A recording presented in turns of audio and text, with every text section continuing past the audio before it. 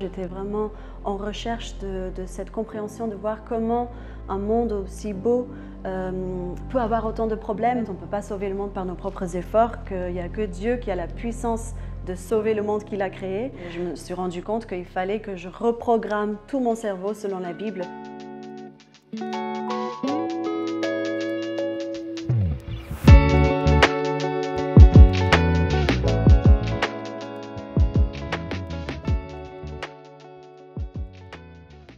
Salut à tous, on est hyper heureux de vous retrouver ce mois-ci pour un nouveau témoignage avec Maria sur le thème de l'écologie pour The Parole. Bonjour Maria. Bonjour Blanche. Je suis hyper heureuse de te retrouver aujourd'hui pour parler de ce thème si important qu'est l'écologie, dont on parle beaucoup, etc. Mais avant toute chose, je vais te poser la question, qui tu es, d'où tu viens, dans quel contexte tu as grandi? Oui, déjà merci beaucoup de m'avoir aussi, c'est vraiment un plaisir. Donc je m'appelle Maria, j'habite à Paris depuis 19 ans. Je suis d'origine ukrainienne, mes parents ont fui l'Ukraine avant que je naisse. Et donc on est parti aux États-Unis, mes deux parents sont artistes peintres. Et donc ils ont voulu quitter l'Union soviétique pour retrouver la liberté de culture, la liberté d'expression. Donc ils sont partis aux États-Unis et quand j'avais 15 ans, on est venu vivre en France. Donc j'ai vraiment baigné dans une culture d'art, de proximité de la nature. Mes parents m'ont vraiment transmis cette passion pour la beauté, pour l'idéal. Donc j'ai beaucoup été à la recherche de ça dans ma vie. Et voilà. Super, trop bien. Et est-ce que du coup tu étais dans une famille qui était croyante ou pas du tout? Alors, j'ai pas grandi dans la foi, donc mes parents ont un arrière-plan un peu russe orthodoxe, mais on n'était pas forcément une famille pratiquante. Donc, je suis venue à la foi bien plus tard, en fait, à travers bien des périples. J'étais, comme je disais, toujours à la recherche du beau et donc j'ai pas mal voyagé, j'ai étudié différentes choses, je me suis confrontée à plein de différentes cultures. Et petit à petit, ça s'est vraiment transformé en une recherche spirituelle. Et donc, à travers donc la méditation bouddhiste, par exemple, ou les principes de la permaculture, j'étais vraiment en recherche de cette compréhension, de voir comment un monde aussi beau peut avoir autant de problèmes, peut être autant en crise. Et je voulais voir quelle était la solution. Donc, j'étais arrivée à la conclusion qu'il fallait... en gros, à travers l'écologie et la pratique, le travail sur soi-même, c'est comme ça qu'on allait sauver le monde en fait. Et sauf que c'était difficile parce que j'arrivais pas à le faire et c'est pas ce que je voyais autour de moi. Jusqu'à ce qu'un jour, je rencontre un chrétien qui a commencé à m'évangéliser pendant à peu près 1 an avec tout un travail du Saint-Esprit pour adoucir mon cœur parce que j'étais très fermée à tout ce qui est religion, tout ça. Et au bout d'1 an, j'ai commencé à prier et là, le Seigneur s'est vraiment révélé à moi. Il m'a vraiment fait comprendre que le monde était entre ses mains en fait et que même mon âme était sauvée, que j'allais avoir la vie éternelle. Donc ça a beaucoup changé ma perspective. Oui, tu as l'air très convaincue. Mais du coup, ce chrétien-là, tu le rencontres dans quel contexte? Est-ce que c'était justement dans le cadre de jeunes chrétiens écologistes? Je ne sais pas comment on pourrait dire ça, ouais. mais... Pas exactement. En fait, c'est un contexte assez spécial. Je travaillais dans des plantations de cannabis en Californie. D'accord. Et oui, voilà. Et en fait, donc c'était une façon d'être près de la nature. C'est vrai que je fumais du cannabis aussi avant d'être chrétienne et c'était un moyen de gagner de l'argent et continuer à voyager parce que j'étais vraiment dans cette démarche de voyage, de découverte, de recherche. Et le Seigneur m'a envoyé cet homme qui, on a vécu une relation amoureuse et en fait c'était par ce contact constant et permanent, cette confrontation à la foi chrétienne que Dieu s'est révélé à moi petit à petit en fait jusqu'au jour où je l'ai vraiment connu. On a déjà échangé un petit peu avant et tu disais qu'en fait, tu étais une écologiste qui était devenue chrétienne. Voilà. Et qu'en fait, ces deux mondes-là, finalement, avaient été peut-être un petit peu difficiles de prime abord déjà à concilier. Est-ce que tu peux m'en dire plus ? Comme je disais, je pensais que c'était l'écologie qui allait sauver le monde. Et quand j'ai compris que non, en fait, on ne peut pas sauver le monde par nos propres efforts, qu'il n'y a que Dieu qui a la puissance de sauver le monde qu'il a créé, Donc en fait, je me suis rendu compte qu'il fallait que je reprogramme tout mon cerveau selon la Bible et je voulais vraiment m'imprégner des Écritures en fait et du discipulat de la vie chrétienne pour savoir quel choix faire dans la vie, comment vivre, quoi faire.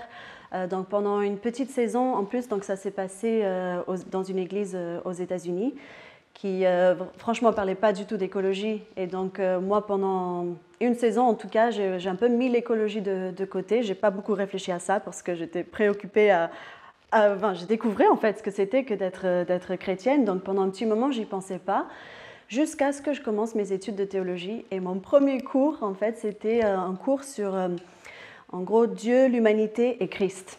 Et il y avait vraiment la doctrine de la création. Et j'ai choisi de travailler sur le thème de, en fait, l'activisme environnemental et dans quelle mesure c'est approprié pour les chrétiens. Et en fait, toute seule, j'ai surtout utilisé la Bible, en fait, pour chercher à quel moment Dieu parle d'écologie, comment il voit son monde. Et j'ai trouvé beaucoup plus que ce que je pensais en fait. Et donc le lien, il est vraiment, aujourd'hui, il est flagrant pour moi. Bah, du coup, tu parles beaucoup de Bible et tout. Est-ce que tu peux...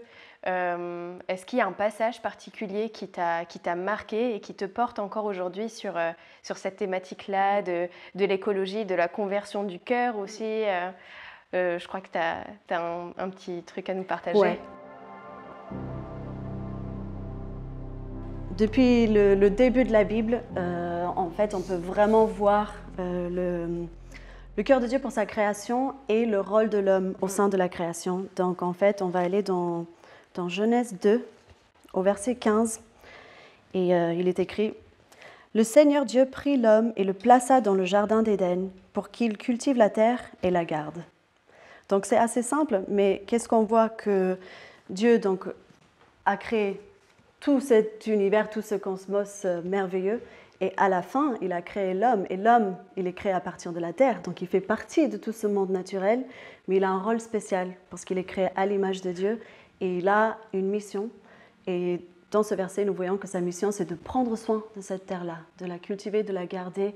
Et c'est aussi tout ce qui touche à la culture, la création de la culture. Et en fait, voilà, je trouve que dans ce verset-là, on voit le mandat créationnel, le mandat culturel aussi. Donc depuis le début, c'était ça l'intention. C'était pas utiliser la terre pour n'importe comment. C'était prendre soin de la terre. Oui, en retirer tout ce dont on a besoin pour vivre, mais pas au point de mettre en danger l'équilibre fragile de la terre ou la survie des générations futures. Ouais, ça c'est quelque chose que j'ai quand même entendu plusieurs fois. Certaines personnes qui disent mais non, on n'a pas besoin parce qu'on sait qu'on va être sauvé, notamment de la part de certains chrétiens. Et en fait, cette terre et toutes ces ressources qui nous sont données, eh ben, on est là pour les utiliser, mais de toute manière, à la fin, on sera sauvé. Donc, qu'est-ce que ça nous coûte en fait trop comme effort ou comme... Je parlais de conversion, mais c'est vraiment ça en fait, d'habitude, et puis aussi c'est le cœur en fait qui doit changer. C'est trop compliqué, donc on ne le fait pas, ou alors c'est pas notre priorité quoi. Oui. Et j'entends beaucoup cet argument-là. Je ne pense pas que ce soit vraiment fondé parce qu'en fait, c'est un argument qui est anthropocentrique. Donc l'homme, il est vraiment au centre de l'univers. Et les écologistes, par contre, un peu extrêmes, ou en tout cas en dehors qui n'ont pas une vision biblique des choses, ils vont être plutôt écocentriques, donc ils vont mettre l'homme, l'homme ne vaut pas plus qu'un arbre ou que n'importe quelle autre chose dans la nature. Donc je pense que la vision biblique, c'est vraiment de mettre Dieu au centre, et c'est Dieu qui donne de la valeur à tout ce qui vit en fait. Et donc, c'est de se dire que, ok, bien sûr, peut-être qu'on ne va pas dire que l'arbre, il a une âme, mais il a de la valeur, parce que c'est Dieu qui l'a créé, et d'ailleurs, il ne nous appartient pas. C'est comme si Dieu le mettait à notre disposition pour nous faire du bien, pour nous montrer sa grâce et sa bonté, et sa générosité, mais ce n'est pas non plus pour en faire n'importe quoi. Et il faut savoir aussi que c'est une question, donc d'abord, je dirais que c'est une question d'aimer Dieu, puis c'est le premier commandement, comme dit Jésus, d'aimer Dieu de tout son cœur, de toute son âme, de toutes ses forces. Et puis, enfin, comme la terre appartient à Dieu et que Dieu aime sa création, et quand il a tout créé, il a dit tout ça c'est très bien. Donc qui sommes-nous pour dévaloriser ce que Dieu valorise? Et le prochain commandement, le deuxième commandement, c'est aimer son prochain. Et donc on sait que notre prochain, il a besoin d'eau potable, il a besoin de ressources. Donc on va, par amour à notre prochain, on doit prendre soin de toutes ces choses-là. Et c'est ça un peu le sens de écologie. On entend logos, donc le savoir. C'est pas juste une doctrine qu'on impose, mais ça demande aussi toute notre sagesse, toute notre intelligence. Et Dieu, en fait, compte sur nous pour utiliser toute cette sagesse et cette intelligence au profit du monde et puis aussi des autres, nous qui cohabitons un peu tous sur cette même terre, quoi. Oui.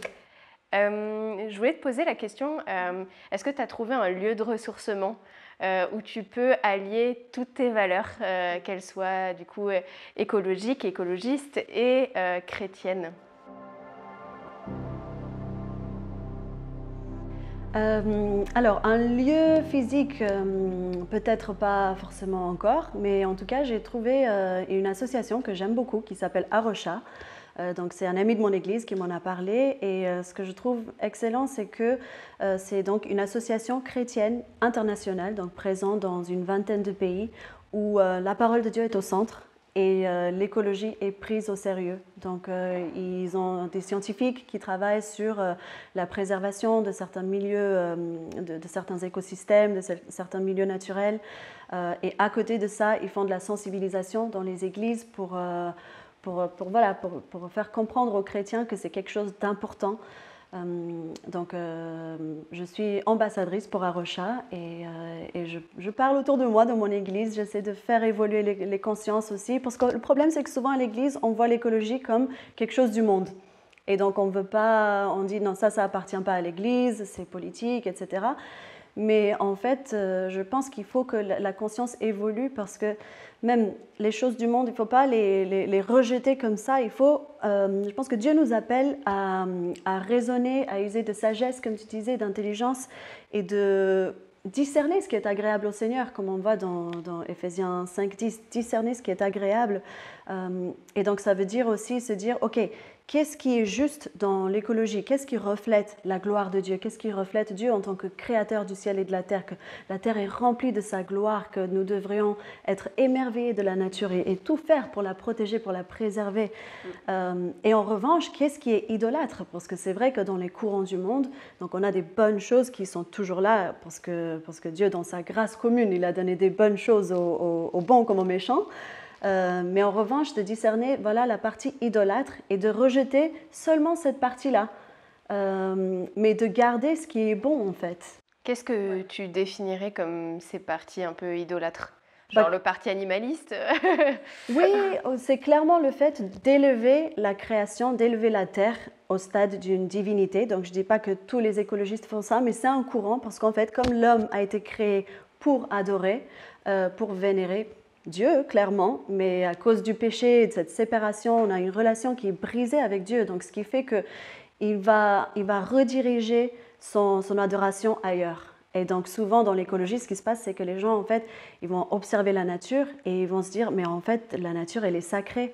Mais ils ne vont pas penser à celui qui l'a créée. Donc c'est là que nous, les chrétiens, nous avons une merveilleuse occasion de présenter ces personnes-là avec le Créateur de toutes ces choses qui les émerveillent déjà. On parle pas mal de jeunes qui sont climato-anxieux, vraiment stressés par tout ce qui se passe, l'épuisement des ressources, le réchauffement climatique, etc. Quels conseils tu pourrais donner à ces jeunes qui ressentent vraiment cette angoisse et ce stress à la limite de s'empêcher de vivre peut-être parfois ou de faire certaines choses? Oui. C'est vrai que moi, je m'identifie beaucoup avec ces personnes-là parce que c'est ce que je vivais avant de connaître le Seigneur. Et c'est vrai que d'avoir la perspective biblique, ça change tout parce qu'on sait que Dieu, depuis le début, il avait un plan pour sa création. Donc on appelle ça le mystère de Christ, en fait. Donc un jour qu'il a prédéfini depuis avant le début du monde, Christ reviendra et en fait, tout sera réuni, le ciel et la terre, et tout sera soumis à l'autorité du Christ. Et en fait, il y aura un nouveau ciel et une nouvelle terre où la justice régnera, où la nature va s'épanouir, les hommes aussi, les hommes et Dieu cohabiteront ensemble. Donc ça, c'est notre espérance en tant que chrétien. Et c'est quelque chose de merveilleux. On trouve ça nulle part ailleurs, parce que dans les philosophies et les mouvements politiques, j'ai l'impression qu'ils sont parfois guidés par soit cette angoisse, ce fatalisme, soit par un faux espoir. Par exemple, dans le mouvement de la permaculture, que j'aime beaucoup, il y a une sorte de faux espoir que c'est nous qui allons sauver le monde, mais ce n'est pas ce que la Bible nous dit, et je trouve que c'est un espoir qui n'est pas réaliste, et c'est dangereux. Je pense que c'est important de mettre son espoir dans quelque chose de solide. Donc nous, en tant que chrétiens, on est sûr et certain que Dieu renouvellera toute sa création, que tous ces problèmes, le climat, la biodiversité, la pollution, tout ça, ça finira un jour. Mais en attendant, ce n'est pas pour autant qu'on ne doit pas agir. Et on doit être acteur. C'est ça, on doit prendre ses responsabilités. Il nous appelle à être responsables, il nous fait des dons. On a pas mal de liberté aussi de faire des choix, et c'est ça qui est merveilleux. Mais faisant des choix, en fait, c'est écrit dans Colossiens, tout ce que vous faites, que vous mangez, que vous buvez, que ce soit pour la gloire de Dieu. Faites tout à la gloire de Dieu en donnant reconnaissance à Dieu le Père par Jésus-Christ. Donc c'est vraiment ça notre attitude. Oui, on peut être découragé quand on voit les choses avancer vers le mal, mais continuons à faire le bien, continuons à semer de bonnes graines et à faire des petits efforts, rien que par obéissance à notre Dieu, rien que par respect pour ce qu'il a fait, pour qui il est, par amour à notre prochain. Donc voilà, il faut persévérer et toujours dans l'espérance. Et je crois que cette espérance, elle est vraiment puissante, et il faut qu'on la partage aussi avec nos amis écolos qui ne connaissent pas le Seigneur. Merci.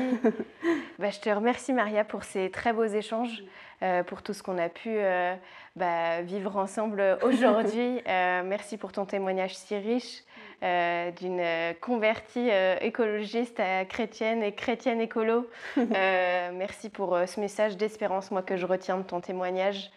Faut pas désespérer, et savoir aussi que le Créateur, celui qui nous a aimés et voulu avant même la création de ce monde, il nous encourage aussi à faire de cette terre un lieu de vie et de paix, même si il y a des défis comme tout le temps en fait. J'espère que ce témoignage vous a plu comme à moi. En tout cas, n'hésitez pas à réagir dans les commentaires en dessous, à vous abonner, à partager cette vidéo. Et puis, on peut se retrouver en MP si vous avez des questions, et tout ça, c'est avec joie. On se retrouve le mois prochain avec un nouveau thème et un nouveau témoin. Merci à tous.